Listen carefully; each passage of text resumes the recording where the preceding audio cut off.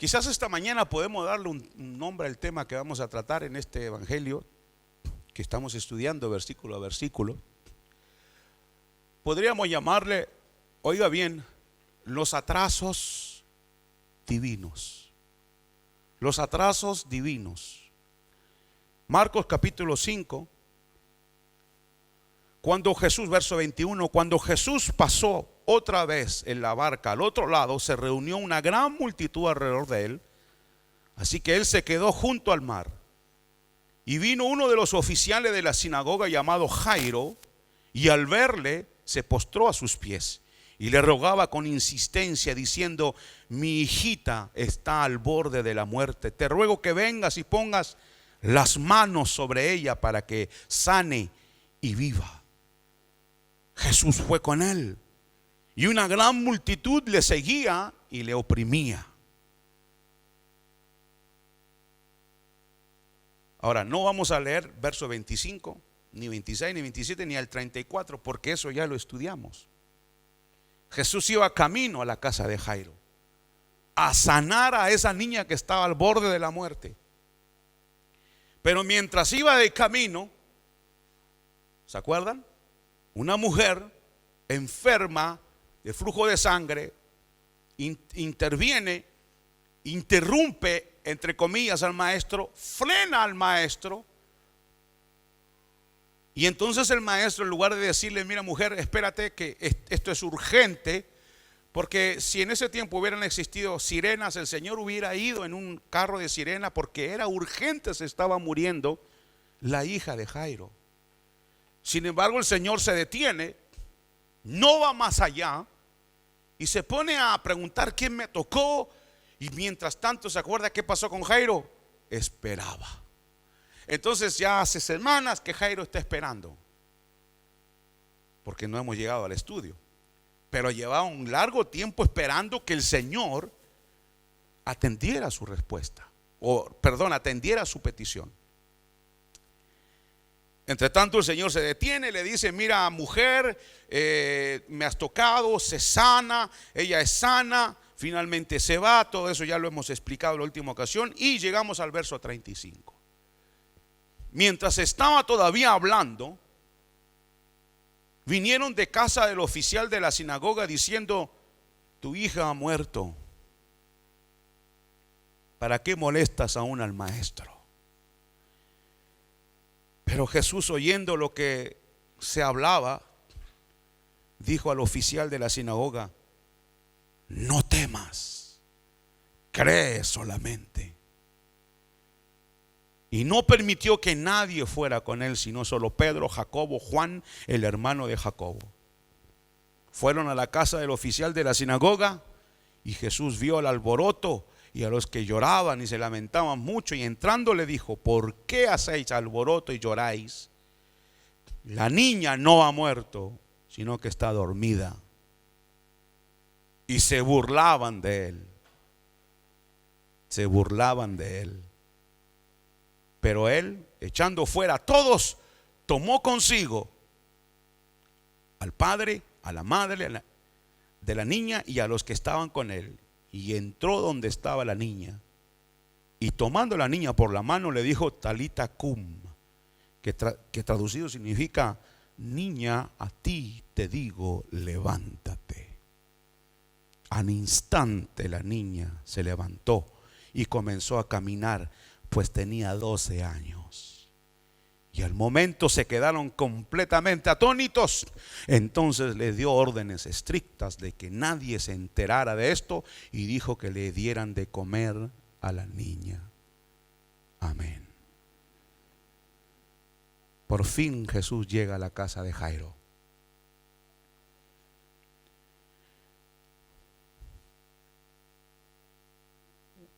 El Señor Jesús sanó a una mujer. Y en la última ocasión vimos cómo el judaísmo aunque era el pueblo que más protegía a la mujer entre los demás pueblos por causa de la ley de Moisés, sin embargo el asunto de la sinagoga y del templo no era cosa de mujer. Y habíamos dicho que había un atrio en la cual la mujer estaba pero era el atrio más lejano del lugar santísimo. Pero aquí tengamos claro, hermano, había muchas cosas que el Señor hizo y dijo, según Juan, en la cual no están escritas.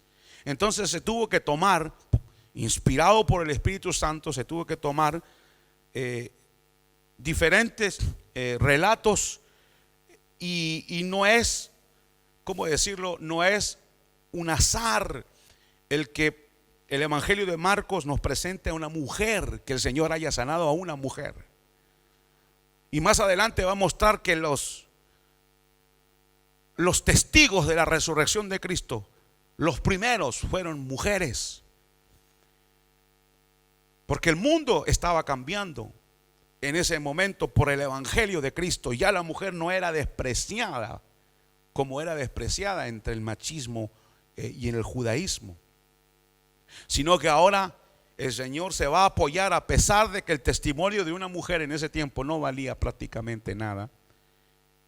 Sin embargo, el Señor se va a basar sobre el testimonio de mujeres para anunciar que Él ha resucitado. Y fíjense que ahora, y esto lo podemos ver en el Antiguo Testamento, tanto Eliseo como Elías resucitan a niños. Pero qué interesante que los niños que resucitan son 2 hombres. En cambio aquí vemos una resurrección, otra vez ¿de qué? De una niña. ¿Han visto cómo el Señor y el Evangelio de Marcos pone de relieve esta verdad de que Dios, a Dios le interesan las mujeres? Sí, es que la religión ha dejado a las mujeres de lado.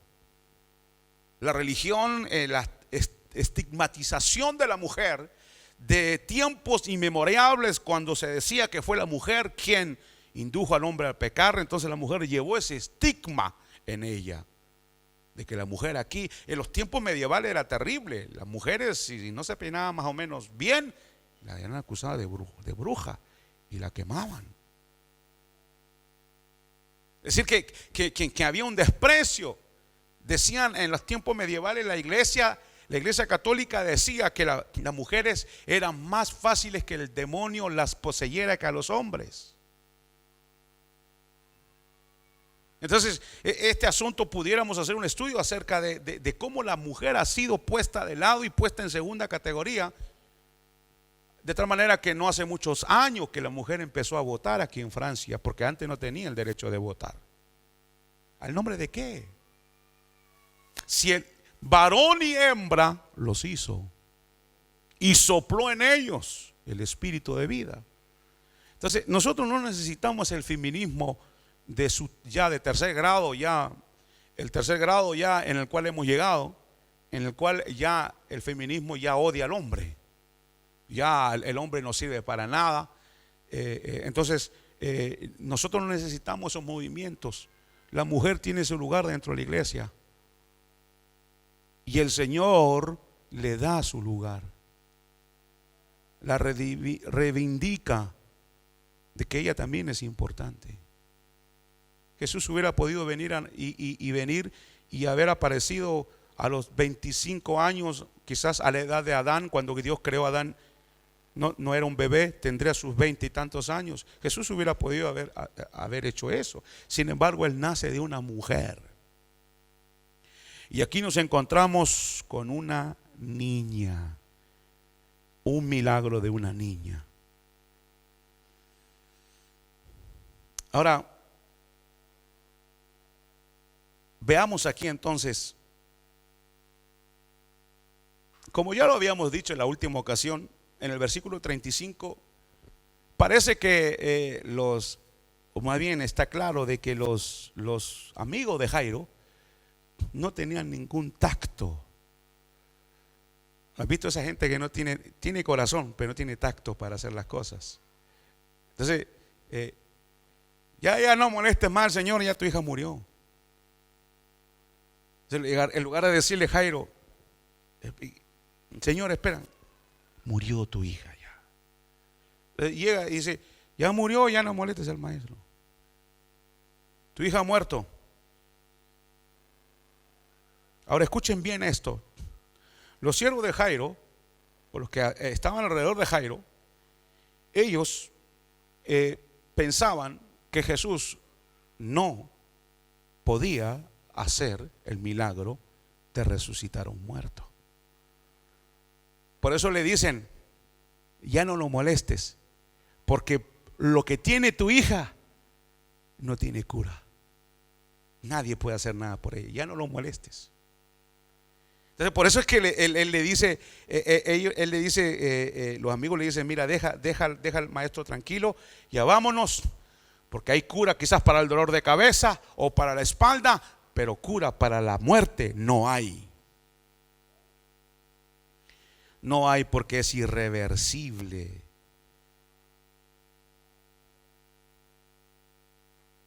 Las puertas que conducen, y esto me llama la atención, las puertas que conducen hacia el reino de la muerte, hacia las sombras tenebrosas de la muerte, solo se abren de un sentido. Para acá, entra y se cierra. Pero nunca para acá, para que usted salga de nuevo. De un sentido se abren y nunca más se vuelven a abrir para atrás. Y nosotros, cuando vamos al cementerio a enterrar a algún hermano, alguna hermana, vamos a decir todo lo contrario. Yo no sé si usted ha estado en un entierro de un cristiano alguna vez. El que predica ahí, el pastor: hermano, Dios le bendiga, y que aleluya y gloria a Dios, y cantemos más allá del sol, más allá del sol. Y la gente que está ahí, o amigos que vienen y que están asustados: ¿qué? Si ya murió, no hay esperanza. ¿Cómo que no hay esperanza? Nosotros cristianos creemos que las puertas del reino de la muerte se abrirán. Los amigos de Jairo no sabían quién estaba ahí. Ya no molestes al maestro, porque las puertas del reino de la muerte acaban de abrirse y acaban de cerrarse para siempre. Solo Dios puede hacer que las puertas de la eternidad, hermanos, se abran de nuevo. Solo Dios. Verso 36: pero Jesús, oyendo lo que hablaba, dijo al oficial de la sinagoga: oigan bien, no temas. ¿Oyó, hermano? Lo voy a repetir de nuevo porque son palabras del Señor. No temas. No temas. ¿Qué dice ahí? Revólcate en el piso, grita, salta, remolinea. No, ¿qué dice? Cree solamente. Cree solamente. Solo hazme confianza. Haz confianza. Ten confianza en mí. Y esa palabra, no temas, cree solamente, está en miles de tumbas de cristianos que han sido enterrados en la historia. Yo he visto tumbas de cristianos donde dice: aquí reposa fulano de tal en espera de la resurrección de su alma. Ha consolado a miles de personas esta frase: no temas, cree solamente. Ya no tengas miedo, Jairo, ya no tengas miedo. El gran Goliat, que nunca había perdido una batalla del Antiguo Testamento, que representa en el Nuevo Testamento la muerte, que nunca había perdido una batalla tampoco, está cayendo.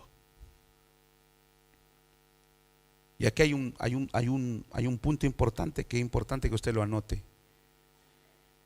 o lo note, o lo guarde en su corazón: que tu confianza sea más grande que tu temor. Sí hay temor. Sí. Mi hermana ayer, cuando me hablaba con lágrimas, no me hablaba sonriendo. Pero yo vi en ella dos cosas.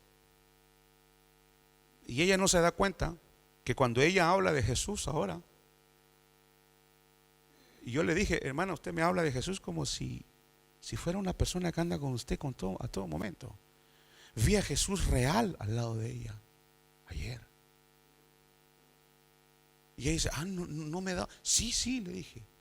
Porque yo he hablado horas con ella. Y sé hacer la diferencia. De tanto escuchar, sé hacer la diferencia.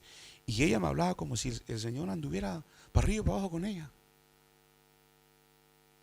Pero a pesar de eso, yo vi fe en ella, confianza.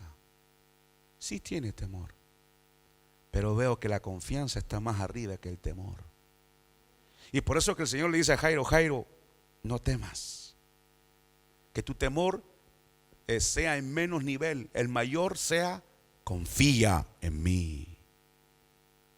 Amén. Confía en mí.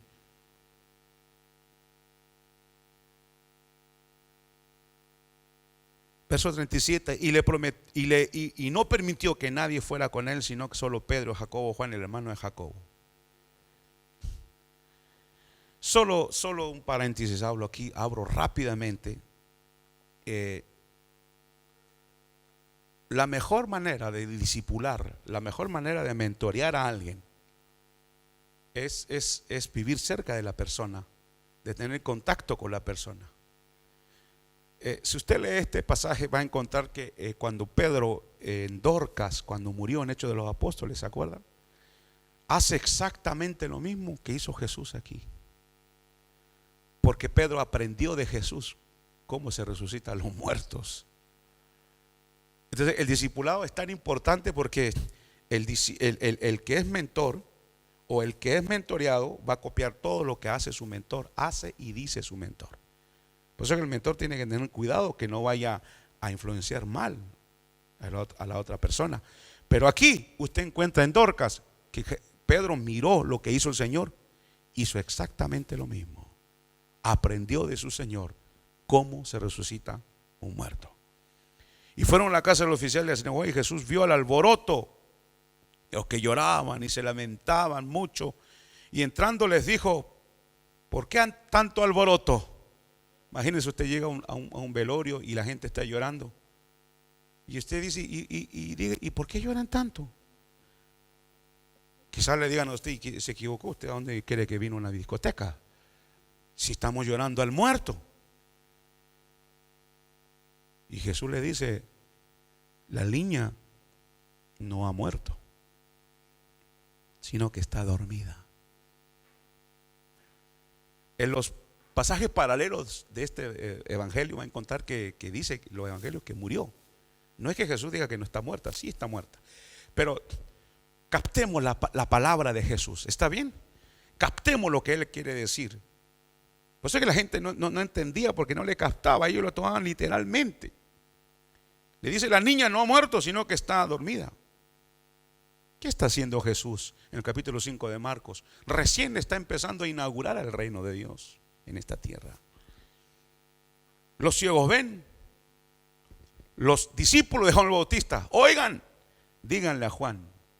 Porque hay gente que cree que Juan, yo he escuchado que dicen que Juan el Bautista mandó a sus discípulos porque Juan el Bautista se dudó de Jesús, diciendo, no, pues díganle si es él el que esperamos o vendrá otro. ¿Se acuerdan eso? Entonces algunos dicen que Juan el Bautista dudó. Yo no creo que haya dudado. Lo que yo creo es que Juan el Bautista pensaba que el Mesías que venía era que inmediatamente iba a agarrar el hacha e iba a empezar a cortar. Como dijo, el hacha está puesta a la raíz y todo árbol que no da un fruto será cortado. Entonces Juan el Bautista pensaba que ese Mesías que venía empezaría a cortar cabezas de una vez. Y como vio que no estaba haciendo eso, que al contrario, entonces dijo, bueno, ¿será esto? Esperamos a otro. Porque no había entendido que este mismo Mesías un día va a venir a cortar cabezas. Claro que sí. Lo dice Apocalipsis capítulo 19, que vendrá. Capítulo 6 de Apocalipsis dice que la gente grita, escóndanos de la ira del Cordero. Sí, va a venir a cortar cabezas. Pero por el momento las repara las cabezas. El momento es gracia, es salvación. Pero un día vendrá a cortar cabezas. pero ahora está inaugurando el reino. Los cojos andan. El tiempo de la maldición ha llegado a su término. Las puertas de las cárceles se abren. Hay fiesta. ¿Se acuerdan? ¿Cómo podrán ayunar estos que están de fiesta si aquí está el esposo? El tiempo del viejo mundo está pasando. El viejo mundo está cayendo. Agrietado está. Por eso el Señor dice: salid de él, pueblo mío, si ese mundo va a pasar. Lo que yo estoy creando, eso va a permanecer para siempre. El Mesías estaba empezando el trabajo de redención de su iglesia, creando algo nuevo, creando un pueblo nuevo. Y los milagros y las resurrecciones son un anticipo de esa gloria futura. ¿Escucharon eso? ¿Cuántos muertos resucitó el Señor? ¿Cuántos? Díganme números. 2, 4, 3. ¿Quién dice más? 3. ¿Quiénes fueron?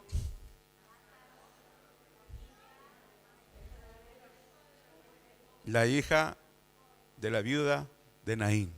3. ¿Y por qué no resucitó a más? Porque Él no vino a resucitar a los muertos. Él vino a mostrar que Él es la vida. Y les voy a mostrar que soy la vida. Voy a resucitar a ese, a ese y a ese. Se acabó. Pero va a venir un día en que solamente eso se va a agrandar de tal manera. Y lo dice Pablo a los tesalonicenses. Vendrá el Señor, dice, al sonido de la trompeta, bajará el Señor y los muertos en Cristo resucitarán. Todos los muertos en Cristo desde que hay en esta tierra evangelio, resucitarán. Son millones, no son 3, son millones. Entonces, ¿qué es esto? Un anticipo de lo que va a venir. ¿Creen eso ustedes, hermanos? Aunque ustedes los entierren bien abajo, ¿creen que volverán a salir?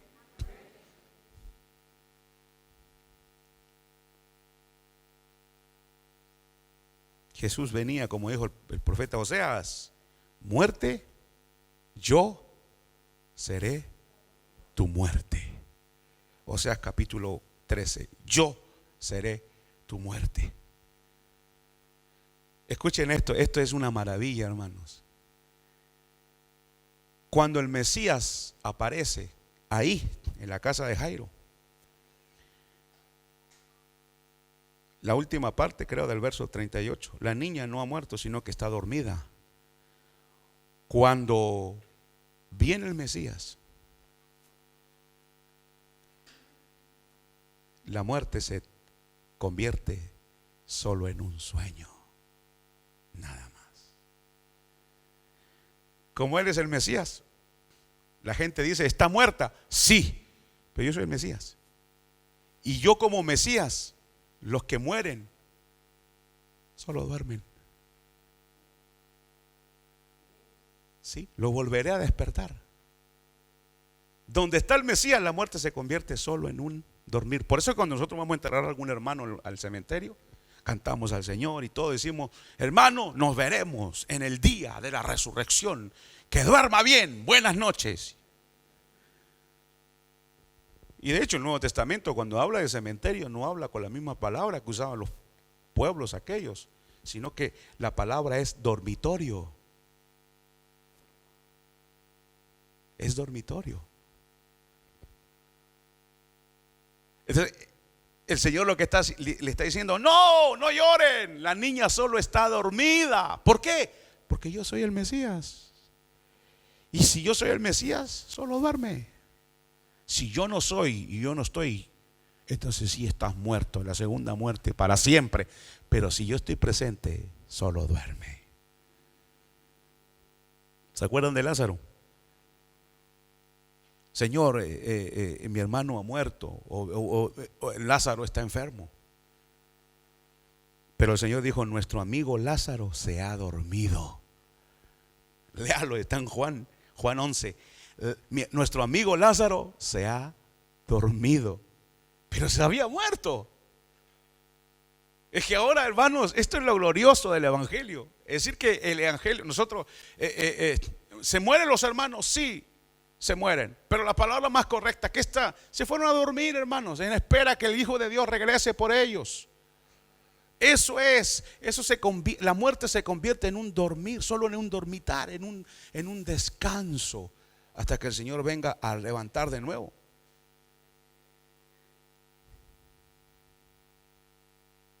Y cuando el Hijo de Dios va a resucitar a esta niña, hay algo que nosotros no vemos. Y yo acabo de decirlo, pero lo voy a decir en otras palabras. Escuchen, el mundo de la muerte ha empezado a agrietarse. Nunca nadie se le ha escapado a la muerte. Nadie se ha escapado de ella. Nunca.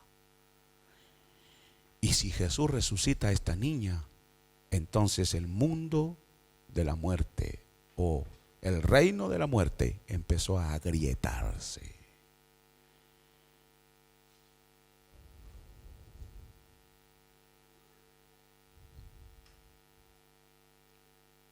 Y gloria a Dios, hermanos, porque vienen días cuando esa resurrección que viene no será solo una prolongación, porque esa niña de 12 años que el Señor resucitó, le tengo que decir, murió.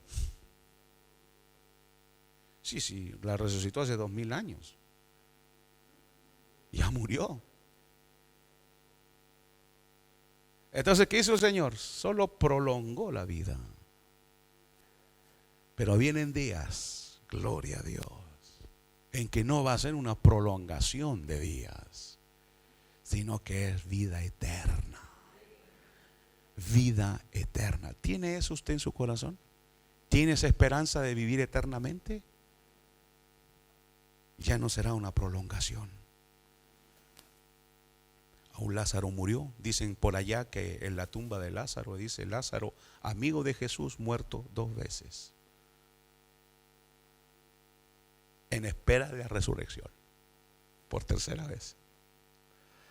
Bueno, Jesús dijo en Lucas 10, ya que el mismo Cristo ve a Satanás caer del cielo como un rayo.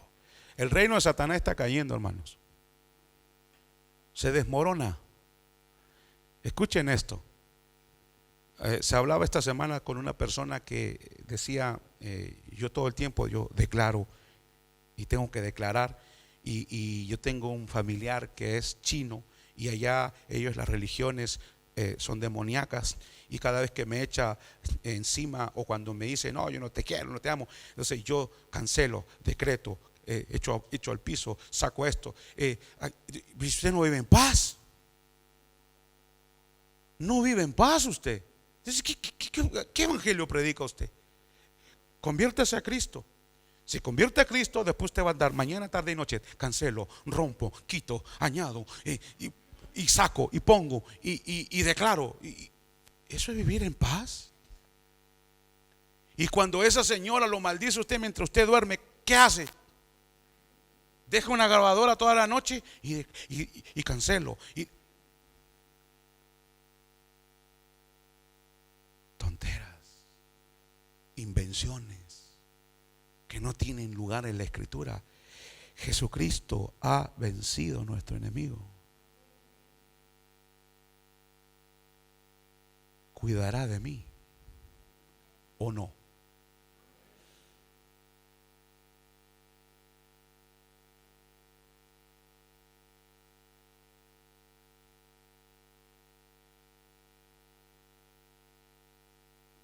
Una de mis hijas esta semana tuvo un accidente que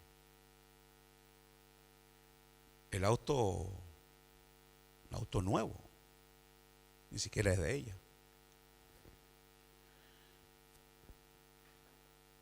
Iba a la escuela llevando a la niña, a una de mis nietas, y parece que el chofer que la chocó venía leyendo o viendo su teléfono. Le hicieron control de alcohol, no tenía alcohol, ni droga, ni nada. Y la policía, la conclusión que llegó fue que a la velocidad que iba, iba viendo su teléfono. Golpeó el coche de atrás, o sea, lo golpeó por la parte de atrás. El golpe fue tan seco que el auto del chofer de él, del que chocó, se hizo pedazo. El auto de mi hija saltó y golpeó con el de adelante, y el de adelante golpeó con otro. Y ella estaba detenida en el semáforo detrás de 2 carros. Fue un choque, hermanos, espectacular. A mí me llamó por teléfono, yo como estaba cerca fui y yo iba orando: Señor, dame dominio propio, porque si el chofer es hombre, uno como humano siente. Los carnales me justifican y dicen: sí, claro, tiene razón, hermano. No debe ser así, pero hay una batalla. Y internamente yo iba peleando. O sea, mi familia me conoce a mí, saben que yo golpeaba y después hablaba. O sea, después de golpear preguntaba: ¿qué pasó? Pero llegué y mi nieta se había bloqueado, o sea, lloró mucho y de repente se detuvo y se quedó así como en shock. Entonces yo la saqué del carro, pasé por medio de la policía, me dijeron: ¿quién es usted? Y le dije: soy el papá de. Entonces agarré a mí y yo le dije: voy a sacarla a ella, porque estaba en medio de la Nacional y los carros pasaban y ellos estaban en medio del choque. Entonces yo la tomé a ella, la llevé al carro mío del otro lado y ahí esperé. Y el que había chocado pues hizo todo un teatro, hablaba por teléfono, no sé con quién, como 45 minutos. Y está haciendo teatro. Lo que no quiere es llenar el. Y gracias a Dios que la policía se quedó hasta el final. Y la policía le dijo: llena el papel ya, basta de estar hablando por teléfono.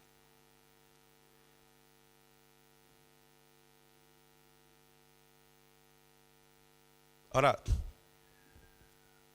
¿cómo explicar lo que quiero explicar ahora? Porque no quiero que me malinterpreten. Yo le dije, es decir, yo no soy, ¿cómo decirlo? Yo no soy lejos de ser un profeta o que sueño sueños y vi. Pero yo le dije a ella, yo tengo 5 hijos, tengo 2 que conducen. A ella le dije: cuídate porque algo viene. Pero una tragedia yo esperaba, porque yo vi una tragedia. Y le voy a decir más: en esa misma calle, a la misma altura, otro hijo mío también fue chocado. En la misma altura.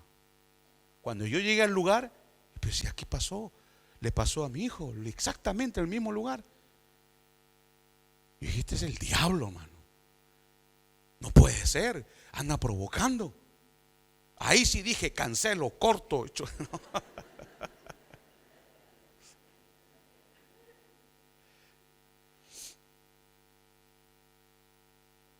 Pero yo sé lo que el enemigo dice. Sigue y vas a ver. Sigue y vas a ver. Porque eso es lo que me habla al oído. Y claro, Jesús le dice a Jairo: no temas, solo cree. Entonces sí me entra temor, pero creo que quien me da la vida y le da la vida a mi familia es el Todopoderoso. Y Él cuidará de nosotros. Y el día que hay que partir al cielo, ese día Él lo dice, no el enemigo. Él no tiene ningún poder de decisión sobre mi vida, porque yo le pertenezco al Señor. Yo y mi casa serviremos al Señor, aunque el diablo diga lo que quiera. Parece eso Superman, ¿no? Pero no es Superman. Es esperar y confiar. No temas, solo cree. Y gracias a Dios que están bien de salud. Yo sé que Dios las guardó, hermanos. Yo sé que Dios es bueno. no temas, solo cree. Y se burlaban, se reían de él. Verso 40. Y le dice: ¿saben qué? Salgan para afuera, vayan a reírse afuera. Papá, mamá, quédense conmigo. Y aquí está la lección para usted ahora. Escuche bien. Cuando Jairo salió de la casa, ¿qué le fue a pedir al Señor?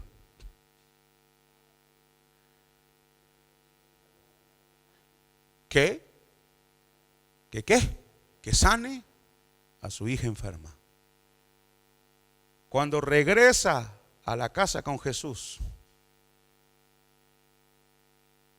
¿qué se encuentra? Que murió. Que murió. Escuchen bien esto. Cuando él sale de la casa, necesita esto de fe. Cuando va de regreso, necesita esto de fe. Y quiero decirle, hermano, que la vida cristiana es exactamente lo mismo. ¿Por qué entre comillas? ¿Por qué? Porque así se llama el tema hoy día. ¿Por qué se atrasa Dios? ¿Por qué se atrasa Jesús para ir a sanar a la niña en lugar de resucitarla? ¿Por qué se atrasa? ¿Se atrasa Dios? Dios nunca se atrasa. Él nunca llega tarde. Nunca. Entonces, ¿por qué a los ojos humanos? ¿Por qué se atrasa? ¿Saben por qué? Para que Jairo tenga un desarrollo en su vida espiritual y crezca. Mira, Jairo, yo puedo sanarla, no hay problema. Pero me voy a quedar sanando a esta mujer hasta que se muera la niña, para que tu fe crezca. Ya no te estoy pidiendo esto. Miren, hermanos, cuando uno se convierte a Cristo y camina en la vida cristiana, al principio no necesitamos mucha fe. El Señor, yo recuerdo cuando recién era convertido, yo andaba, todavía no estaba casado, yo andaba de verdad. Yo recuerdo un hermano ecuatoriano que él hacía reuniones en su casa, y con mi papá íbamos, ¿te acuerdas? Íbamos allá a orar, a ayunar, y íbamos, y mi papá también. Y los dos andábamos, vamos a orar, a buscar a Dios. Íbamos a buscar al Señor y orábamos. Y yo recuerdo que yo nunca he andado con reloj. No me puedo acostumbrar, me molesta. Entonces, y hasta la fecha no tengo. Y en esa época tampoco tenía. Y entro un día a un bar que estaba al lado de la casa del hermano. Yo dije, no voy a llegar muy temprano. A veces llegábamos temprano y el hermano lo encontramos durmiendo. Y teníamos que esperar que el hermano se despertara para orar. Yo iba muy temprano, entonces vi que era temprano, pero no sabía qué hora era. Entonces entré a un bar, tomé un café y tomé un café y dije, Señor, como yo era recién cristiano, yo decía, Señor, dime la hora. Entonces, el Señor quizás hubiera dicho, bueno, cómprate un reloj y vas a tener la hora. Pero yo no sabía, entonces yo dije, Señor, dame la hora. Yo sé que tú puedes darme la hora en el nombre de Jesús. Y declaro, no, en esa época no existían esas locuras todavía. Y entonces estoy orando y increíblemente pasa un señor por atrás y le pregunta, parece que era amigo del que manejaba el bar, y le pregunta, Jacques, ¿y le qué le da? Dice, y yo tomando el café, gracias, Señor, me respondiste, son las 10 de la mañana, bendito sea tu nombre. Pero no me pasaba por la cabeza que me tenía que comprar un reloj. Pero porque recién yo caminaba los caminos del Señor, entonces para mí era sencillo creer. Pero los días fueron pasando, los años fueron pasando. Entonces ya no me pide el Señor esa fe de que, ¿cómo vas a pedirla ahora, hermano? No, ahora pide que acá haya un avivamiento. Ahora pide resurrección. Ya no pidas que te sane la cabeza. Ahora pide esto, porque tu fe tiene que haber crecido. Por eso es que no he respondido a todas las peticiones que has hecho, porque estoy esperando que crezcas en el proceso.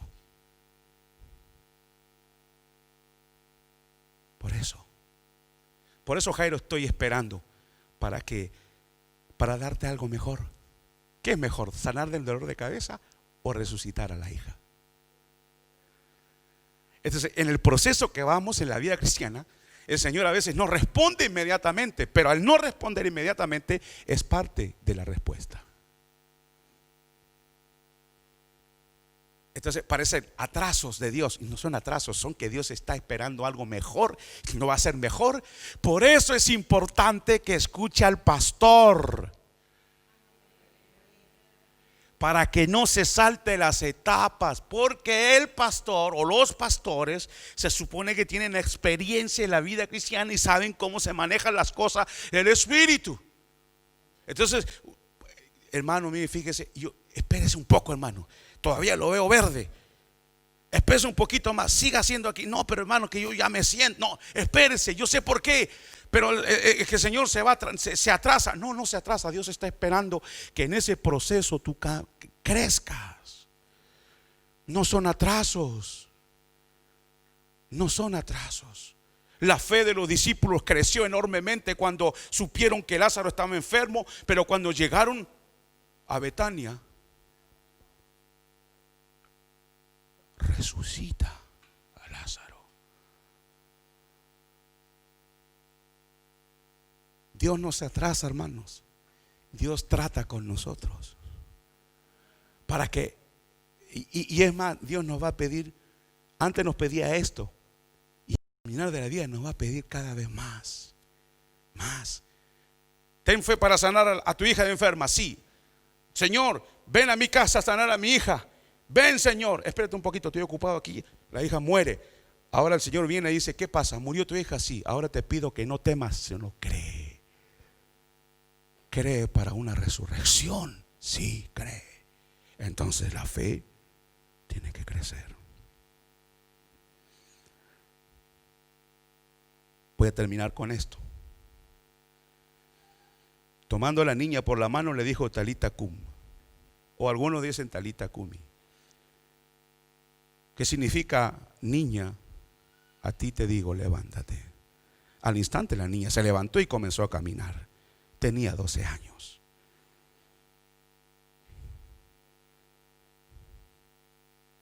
Escuche: niña, a ti te digo, levántate. La traducción literal de esa frase niña debería traducirse en francés es ma chérie, ma puce. Los que no entienden, pues lamento. No, pero significa mi pequeñita, cariño, levántate. Levántate, cariño. Y Jesús no le dice: resucita, sino que la toma de la mano y le dice: cariño, levántate. ¿Cuántas de ustedes, madres, a veces van a despertar a sus hijos con esa voz tan dulce? Levántate.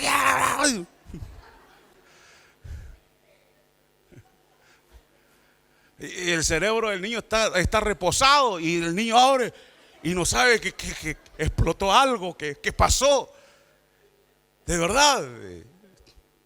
Yo esta mañana cuando desperté, hermano, honestamente le digo, no sabía qué día era. Desperté y dije: ¿qué día es? Pero oiga esto, ¿viste qué le quiere decir? Ustedes se ríen porque lo han hecho. Pero miren esto, el Señor viene y dice: cariño, resucita. No, cariño, levántate. Ahora, las garras de la muerte y del diablo son terribles. ¡Ah! Aquí la tengo, no la voy a soltar. Sí, es para que los están durmiendo detrás de la máscara, están así.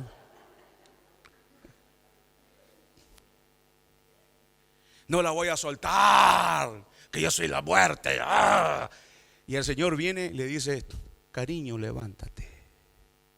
Y miren, hermano, no hace así.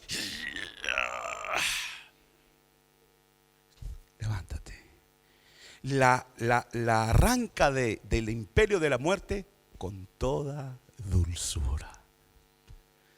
Escuche esto, hermano. En la cruz de Cristo, termino, se me fue el tiempo. En la cruz, el Padre le soltó la mano a su Hijo para que el Hijo no nos suelte nunca la mano a nosotros. Nunca nos soltará la mano. ¿Oyeron? Nunca el Señor nos soltará la mano. Nunca. Nunca. Y con dulzura nos dará vida eterna. Su mano fue suelta para que la nuestra no se suelte. Quizás pensaron Jairo y sus amigos que Jesús se atrasó, que Jesús se descuidó. No. Mejor digámosles al Señor: Señor, es verdad que yo no entiendo por qué no respondes a esto o de esta manera. Vivimos en un mundo, hermano, donde todo lo queremos ya. En una cultura que dice que todo lo que existe son para mis intereses. Y a veces descuidamos el grado de arrogancia que hay en nuestro corazón. Entonces Dios dice: voy a esperar para que ese grado de arrogancia baje, y cuando te sane de esa arrogancia, entonces voy a responder a tu petición. ¿Cuánto grado de arrogancia hay en su corazón? Usted no lo sabe. ¿Cómo lo puede saber? Por el trato que Dios tiene con usted. ¿Cuánto tiempo demora Dios en responder? ¿Cuánto tiempo demoran las cosas de Dios en su vida? Será porque el corazón todavía está. Termino, el Salmo 19. ¿Quién podrá entender sus propios errores? Líbrame de los que me son ocultos. Preserva también a tu siervo de las soberbias, que no se enseñoreen de mí. Entonces seré íntegro y estaré limpio de gran rebelión. Este es el momento de confiar en Jesús. Señor, te damos gracias por esta palabra y nos ponemos en tus manos, y que no veamos, Señor, las no respuestas o los momentos difíciles que podamos estar viviendo en la vida cristiana. No lo veamos como Señor, pérdida, sino que lo veamos como tiempo que tú usas